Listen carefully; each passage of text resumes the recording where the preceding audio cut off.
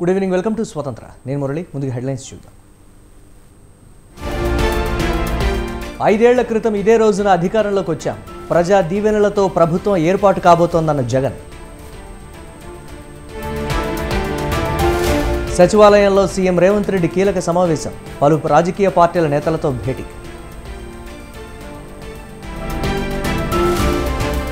విశాఖలో మిస్ వైజాగ్ నక్షత్ర ఆందోళన.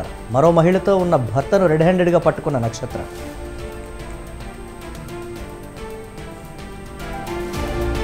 జూన్ 4న ఇండియా కూటమి అధికారంలోకి వస్తుంది. మోదీ ప్రసంగాల్లో సొంత పేరే తలుచుకున్నారన్న ఖర్గే.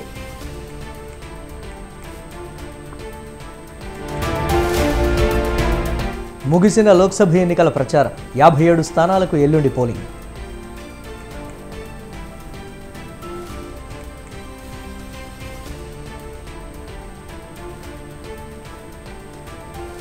నష్టాల్లో ముగిసిన స్టాక్ మార్కెట్లు. సెన్సెక్స్ 617, నిఫ్టీ 216 పాయింట్ల నష్టం.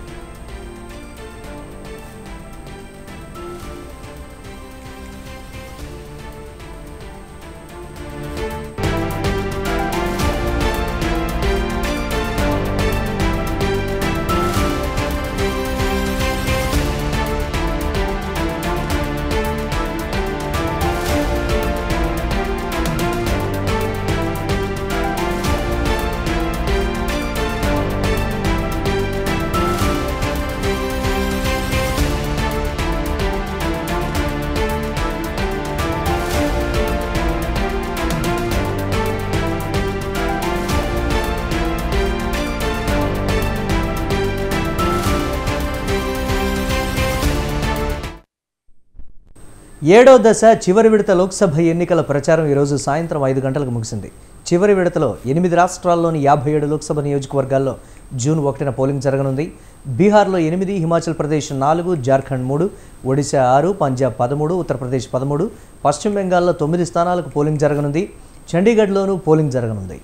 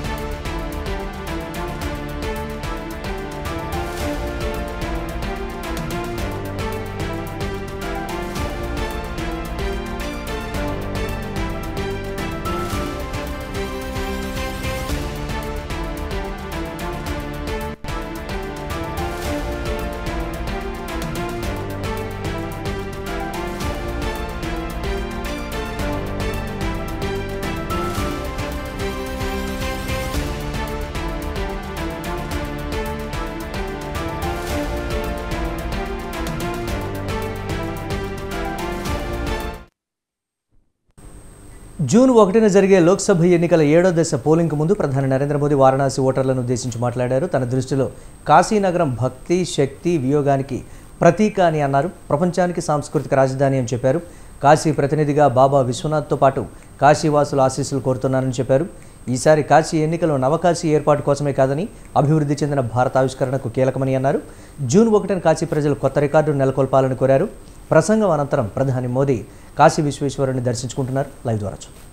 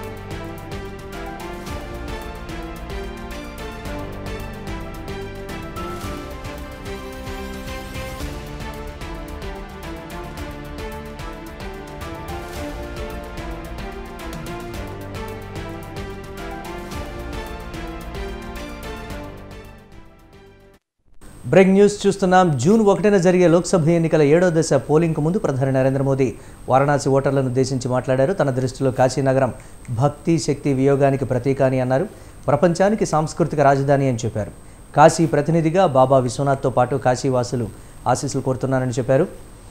ఈసారి కాశీ ఎన్నికలు నవకాశీ ఏర్పాటు కోసమే కాదని అభివృద్ధి చెందిన భారత ఆవిష్కరణకు కీలకమని అన్నారు. జూన్ 1న కాశీ ప్రజలు కొత్త రికార్డును నెలకొల్పాలని కోరారు ప్రధాని.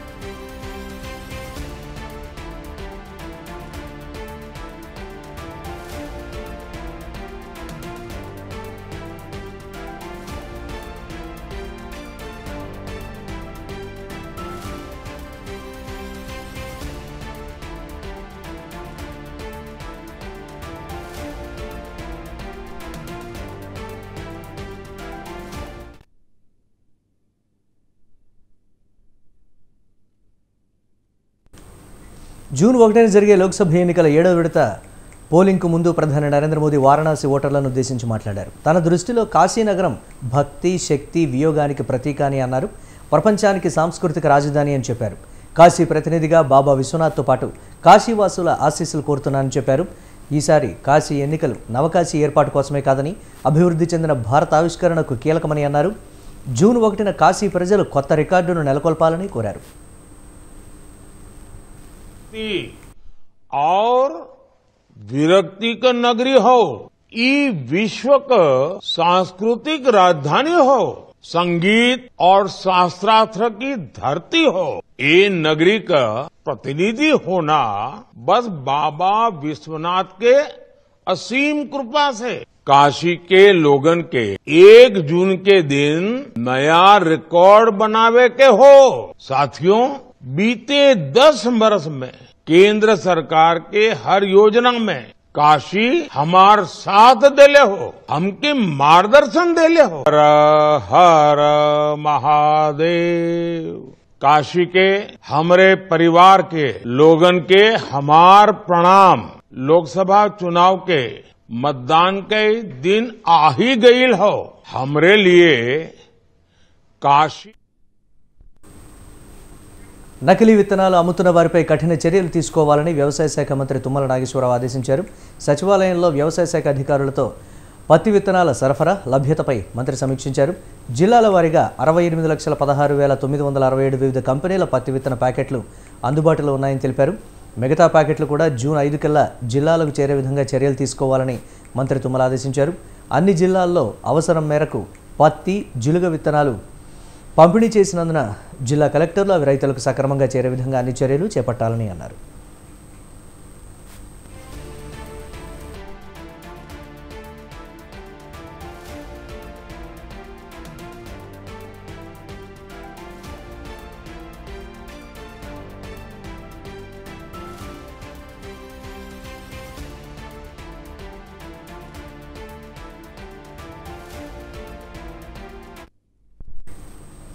ఇక నుంచి జిల్లా కలెక్టర్లు సంబంధిత అధికారులు పత్తి విత్తనాల విక్రయ కేంద్రాలను జీలుగా జనుము సరఫరా చేసే కేంద్రాలకు పర్యటిస్తూ రైతులకు ఎక్కడా ఎటువంటి ఇబ్బంది రాకుండా చర్యలు చేపట్టాల్సిందిగా ఆదేశించారు. రాష్ట్రంలో గత వారంలో కురిసిన వర్షాలకు రైతులు దుక్కులు చేసుకొని సిద్ధంగా ఉన్నారని, అందుకని విత్తన కంపెనీలు అందరూ వారిచ్చిన ప్రణాళిక ప్రకారం మిగతా పత్తి విత్తన ప్యాకెట్లను జూన్ 5 కల్లా జిల్లాలకు చేర్చాల్సిందిగా ఆదేశించారు. ప్రతిరోజు జిల్లాల వారీ కంపెనీ వారీగా పత్తి విత్తన ప్యాకెట్ల పంపిణీ కొనుగోలు వివరాలు తెప్పించుకోవాలన్నారు.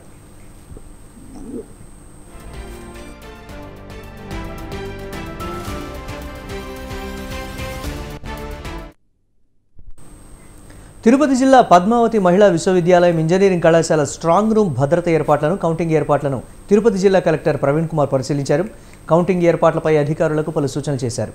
మెష్, బ్యారికేడింగ్, సీటింగ్, ఇంటర్నెట్ ఏర్పాటు తదితర అంశాలపై పరిశీలించారు.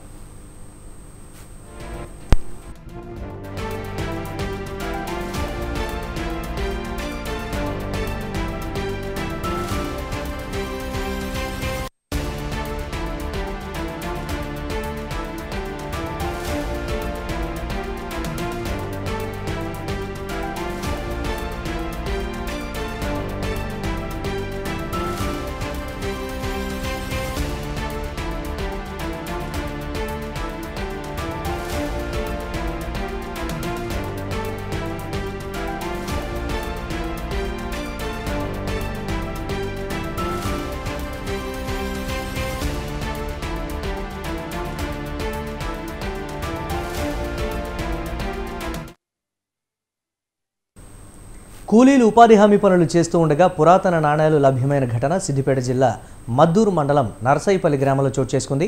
నర్సయ్యపల్లి గ్రామంలో చల్లా మల్లారెడ్డి వ్యవసాయ బావి వద్ద ఉపాధి హామీ పనులు చేస్తూ ఉండగా కూలీలకు ఒక డబ్బా లభ్యమైంది. డబ్బాను తెరిచి చూడగా పురాతన కాలం నాటి 20 వెండి నాణేలు, 2 ఉంగరాలు ఉన్నట్లుగా వారు తెలిపారు. నాణేలు లభ్యమైన సమాచారాన్ని స్థానిక ఎస్ఐకి అందించగా ఘటనా స్థలానికి చేరుకుని వాటిని స్వాధీనం చేసుకున్నారు. లభ్యమైన పురాతన నాణేలను సిఐ, తహసీల్దార్ పంచనామా నిర్వహించి జిల్లా కలెక్టర్ ఆదేశాల మేరకు పురావస్తు శాఖకు అప్పగిస్తామని వారు తెలిపారు.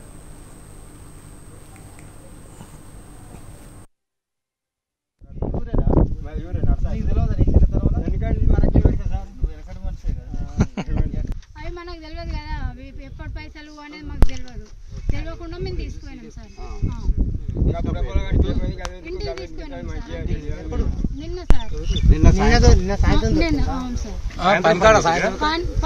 నిన్న పొద్దున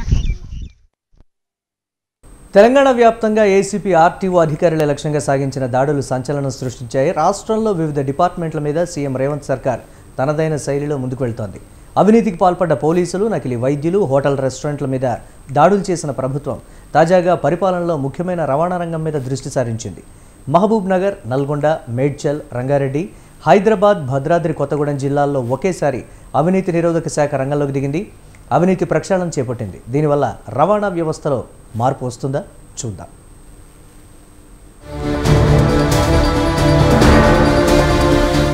ఆర్టీఓ అధికారులే లక్ష్యంగా ఆర్టీఏ సరిహద్దు చెక్పోస్టుల దగ్గర ఏసీబీ అధికారులు నిర్వహించిన దాడుల్లో డిపార్ట్మెంట్ స్టాఫ్ అడ్డంగా దొరికిపోయారు. నెలవారీ జీతాలు వేలకు వేలు వస్తున్నా లంచాలకు అలవాటు పడ్డ కొంతమంది అధికారులను ఏసీబీ అదుపులోకి తీసుకుంది.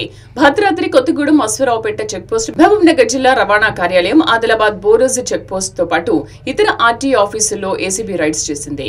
జీహెచ్ఎంసీ పరిధిలో మలక్పేట, బండ్లగూడ, నాగోల్, షేక్పేట్, మణికొండ, ఇతర ఆర్టీఏ ఆఫీసుల్లో ఏసీబీ అధికారులు రైడ్స్ నిర్వహించారు. ఏపీ, కర్ణాటక, మహారాష్ట్ర, తెలంగాణ సరిహద్దు చెక్ పోస్టుల దగ్గర ఏసీబీ సోదాలు చేసింది. మహబాద్ ఆర్టీఏ ఆఫీసులో గత కొద్ది రోజులుగా అనేక అవకతవకలు జరుగుతున్నాయన్న ఉద్దేశంతో గౌరవ డీజీ సివి ఆనంద్ గారి ఆదేశాల మేరకు ఈరోజు ఆకస్మిక తనిఖీ చేయడం జరిగింది. మేము ఇక్కడికి వచ్చి ఆఫీసులకు ఎంటర్ అయిన తర్వాత లోపల 6 మెంబర్ ఏజెంట్స్ ఉన్నారు. వారి చేతుల్లో కాగితాలు, లర్నింగ్ లైసెన్స్ కానీ, ఫిట్నెస్ సర్టిఫికేట్ కొరకు కానీ, డ్రైవింగ్ లైసెన్స్ల కొరకు కానీ తీసుకొచ్చినటువంటి అప్లికేషన్స్, అలాగే డబ్బులు దొరికినాయి. వాస్తవంగా రూల్ ప్రకారంగా లోపలికి ఎవరిని ఎంటర్టైన్ చేయకూడదు. ఏది ఉన్నా కూడా కౌంటర్ల ముందు ఉండే తీసుకోవాలి. సుమారు ఇప్పటి వరకు 45,100 ఏజెంట్ల దగ్గర దొరికింది. అలాగే కౌంటర్లలో వర్క్ చేసే వారి దగ్గర కూడా గవర్నమెంట్ రిజిస్టర్లో పర్సనల్ క్యాష్ డిక్లేర్ చేస్తారు. ఆ డిక్లేర్ చేసేదానికన్నా చాలా ఎక్కువగా ఉంది.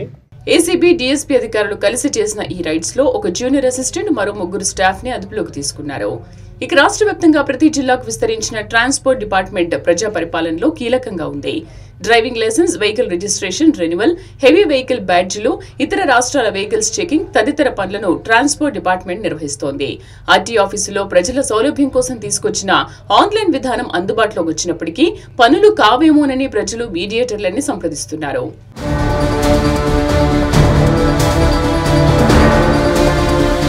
ఇతర రాష్ట్రాల నుంచి తెలంగాణలోకి వచ్చే ట్రాన్స్పోర్ట్ వెహికల్స్ డ్రైవర్లు రవాణా శాఖ అధికారులకు మామూలు చెల్లించకుండా అడుగుపెట్టలేని పరిస్థితులు నెలకొన్నాయి. చిన్న వెహికల్ కి ఒక మాదిరిగా, ఒక పెద్ద బండికి మరోలా మామూలుగా వసూలు చేస్తున్నట్టు ఏసీబీ రైడ్స్ లో తేలిపోయింది. ఏసీబీ రైడ్స్ కు సీఎం రేవంత్ గ్రీన్ సిగ్నల్ ఇవ్వడంతో ఏసీబీ అధికారులు దాడులు నిర్వహించారు. ఇక రాష్ట్రంలో ఏ ప్రభుత్వ అధికారైనా లంచం అడిగితే 1064 కు కాల్ చేయాలని ఏసీబీ అవగాహన కల్పిస్తూ ఉంది. దీంతో ACB social media help line నెంబర్కి వచ్చే కాల్స్ చేసేవారి సంఖ్య గతంలో కంటే ఇప్పుడు కాస్త పెరిగింది.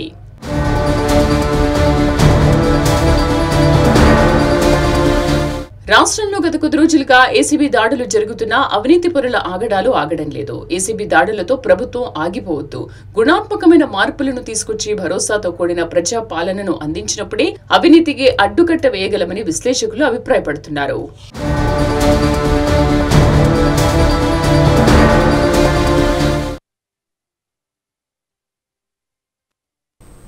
అమ్మా నాన్నల ప్రేమ వాత్సల్యం మధ్య అల్లారుముద్దుగా పెరగాల్సిన చిన్నారులను ఫస్ట్ ఎయిడ్ సెంటర్ అడ్డాగా అబ్బాయికి ఒక ధర, అమ్మాయికి ఒక ధర ఫిక్స్ చేసి హోల్సేల్గా విక్రయిస్తోంది ఓ అంతరాష్ట్ర ముఠా. ఈ ముఠా గుట్టురట్టు చేసి చిన్నారులను శిశు విహార్కు అప్పజెప్పారు రాచకొండ పోలీసులు. దందాలకు అడ్డాగా మారిందా? తాజాగా వరుస సంఘటనలు చూస్తున్నట్టయితే ఇది నిజమే అనిపిస్తోంది. తాజాగా ఇప్పుడు చూసుకున్నట్టయితే తరుణ్ జోషి రాచకొండ కమిషనరేట్ పరిధిలో ఇచ్చినటువంటి ప్రెస్ మీట్ని చూసుకున్నట్టయితే మేడిపల్లి పరిధిలో చాలా వరకు పిల్లలకి సంబంధించినటువంటి విక్రయాలు భారీ ఎత్తున కొనుగోలు అవుతున్నాయి. దీనికి సంబంధించి మేడిపల్లి పోలీసులు ఈ అంతర్రాష్ట్ర ముఠా గుట్టు రట్టు చేసినట్టుగా తెలుస్తోంది.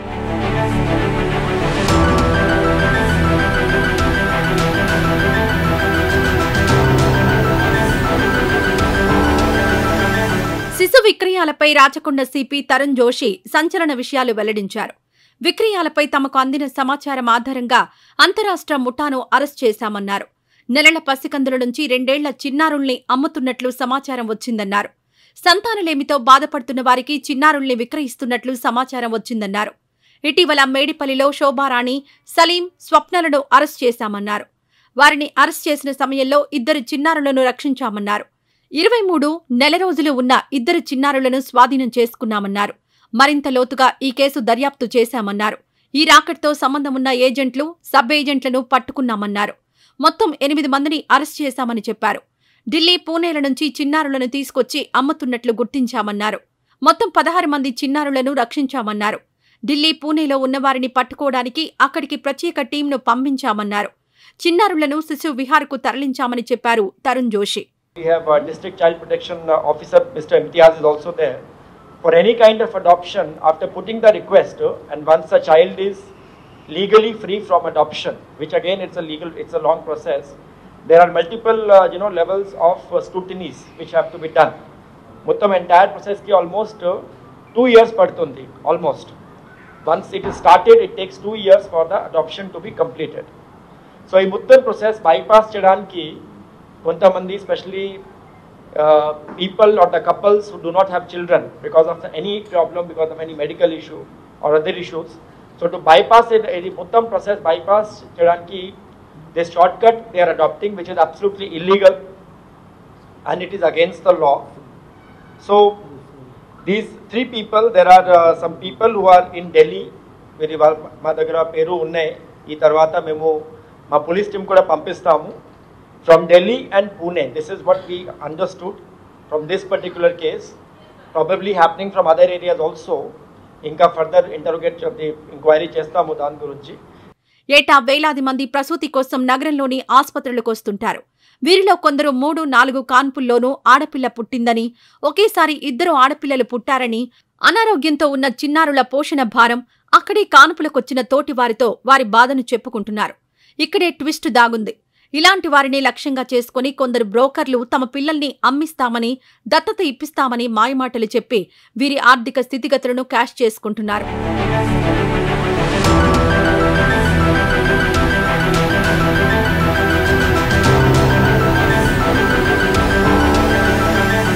సంతానలేమి సమస్య, పిల్లలుండి పోషణ భారం భరించలేక తమ పిల్లల్ని విక్రయాలకు పెడుతున్నారు. మేడ్చల్ జిల్లా child welfare committee chairman Rajareddy మరోవైపు సంతానలేమి సమస్య ఉన్న దంపతులు దత్తత పేరుతో చట్టవిరుద్ధంగా చిన్నారుల్ని కొనుగోలు చేసేందుకు యత్నిస్తున్నారన్నారు.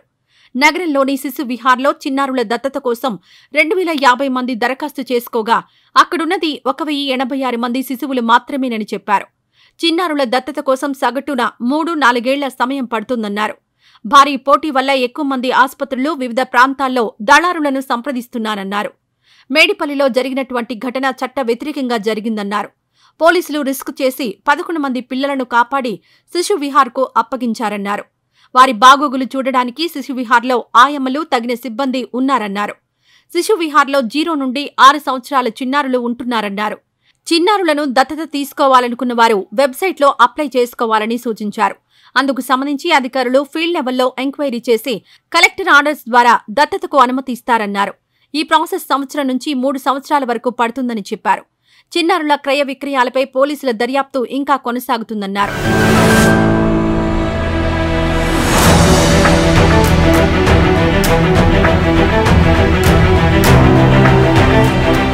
మరోవైపు రాచకొండ కమిషనరేట్ ముందు మాతృత్వం దక్కకపోవడంతో పిల్లల్ని దత్తత తీసుకున్న తల్లిదండ్రులు ఆందోళనకు దిగారు. నెలల తరబడి పెంచుకుంటున్న పిల్లల్ని ఒక్కసారిగా తమ నుంచి దూరం చేయడంతో దత్తత తీసుకున్న తల్లిదండ్రులు తీవ్ర మనోవేదనకు గురవుతున్నారు. ఒక్కో దత్తత తీసుకున్న వ్యక్తి బాధ ఒక్కోలా ఉంది.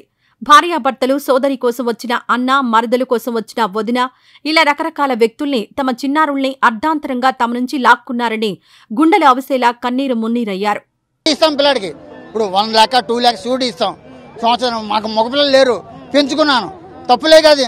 కాదండి, మీరు కొనేటప్పుడు వాళ్ళు చెప్పలేదా మీరు బిడ్డల్ని తీసుకుంటున్నారు కదా, పేరెంట్స్ కి సంబంధించిన వాళ్ళు? పేరెంట్స్ ఎవరు మాకు తెలియదండి, తెలియదు. ఎంత ఇచ్చి తీసుకున్నారండి మీరు? ఎంత ఇచ్చా అయిపోయిందండి, అయిపోయింది. ఎంత ఇచ్చిన మా పిల్లల్ని మీరు తీసుకొస్తారు అప్పుడు చెప్పండి. 1.5 year అయిందండి. మా చెల్లె 1.5 year నుంచి బాండింగ్ అనేది పెంచుకున్నారు. అక్కడ చూడండి అమ్మా, శ్రోధపై పడిపోతున్నారు. అమ్మ తండ్రులు ఏడుస్తున్నారు. మా కోరిక ఒకటే అండి, 100 ఛానల్స్ వచ్చినా మేము అడిగేది ఒకటే, యాక్చువల్ పేరెంట్స్ దగ్గరికి బాబు వెళ్తే సంతోషం అమ్మ. ఒకవేళ ఒక ప్రాసెస్ ఒక 1 year 2 years 6 months పెట్టుకొని ఈ డిపార్ట్మెంట్ వాళ్ళు శిశు సంవర్ధక శాఖ వాళ్ళు ఎవరో తీసుకెళ్లారు కదా, వాళ్ళు మా పేర్లు ఇప్పుడు ఎవరైతే ఈ బాబు పలానా వాళ్ళు పెంచుకున్నారు, ఈ బాబు పలానా వాళ్ళు పెంచుకున్నారు అనేది ఒక రికార్డు మెయింటైన్ చేస్తూ 1-2 సంవత్సరాలు ట్రై చేసిన తర్వాత దొరకకపోతే, యాక్చువల్గా తల్లిదండ్రులు దొరకకపోతే ఆ బిడ్డను మాకిస్తే మాకు అంతకన్నా సంతోషం లేదమ్మా. బంగారం కన్నా ఎక్కువ చూసుకున్నామండి, బంగారం పెట్టి చూసుకున్నాం. ఆ ఒక్కటి ప్రెస్ వాళ్ళందరూ కూడా ఆ క్వశ్చన్ అడిగి 2 సంవత్సరాల తర్వాత, సంవత్సరం తర్వాత వీళ్ళకి ఒకటే అండి. అక్రమ శిశు విక్రయాల్లో పట్టుబడ్డ వారిలో ఆర్ఎంపీ నర్సులే కాదని నగరంలోని ప్రధాన ప్రైవేట్ ఆసుపత్రులు నీలోఫర్, పేట్ బూర్జాతో పాటు పలు ఆసుపత్రుల్లో డాక్టర్లు కూడా చిన్నారుల అమ్మకాలు జరుపుతున్నా పట్టుబడ్డం లేదని ప్రచారం జరుగుతోంది. పోలీసులు వీరిపై కూడా ప్రత్యేక నిఘా పెట్టాలని, అప్పుడే ఇలాంటి శిశువులను కాపాడిన వారవుతారని ప్రజలంటున్నారు.